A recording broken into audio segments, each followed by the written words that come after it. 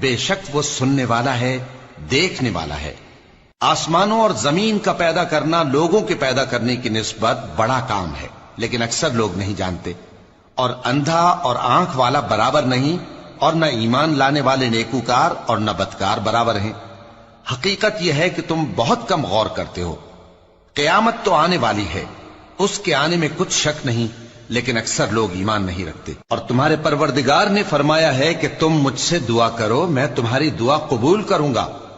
جو لوگ میری عبادت سے ازراہ تکبر کتراتے ہیں، ان قریب جہنم میں ذلیل ہو کر داخل ہوں گے۔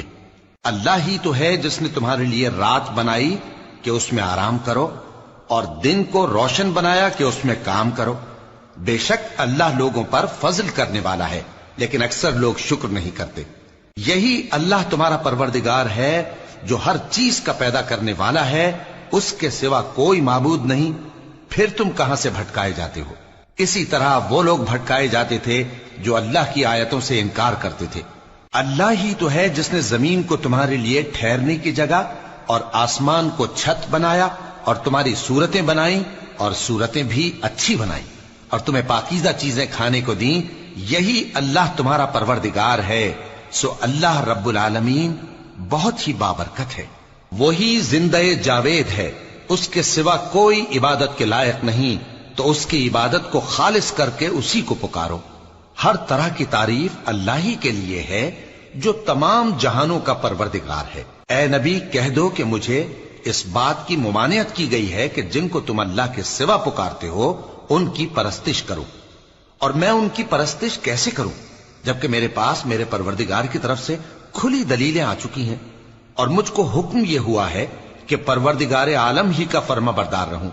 وہی تو ہے جس نے تم کو پہلے مٹی سے پیدا کیا، پھر نطفہ بنا کر، پھر لوتھڑا بنا کر، پھر تم کو بچہ بنا کر نکالتا ہے، پھر تم اپنی جوانی کو پہنچتے ہو، پھر بوڑھے ہو جاتے ہو، اور کوئی تم میں سے پہلے ہی مر جاتا ہے، اور آخر تم موت کے وقت مقرر تک پہنچ جاتے ہو، اور تاکہ تم سمجھو۔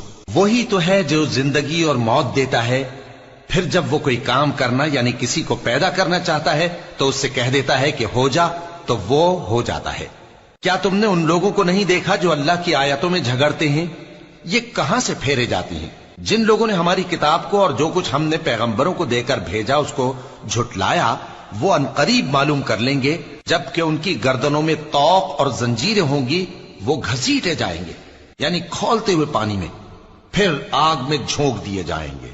پھر ان سے کہا جائے گا کہ وہ کہاں ہیں جن کو تم اللہ کے شریک بناتے تھے یعنی غیر اللہ؟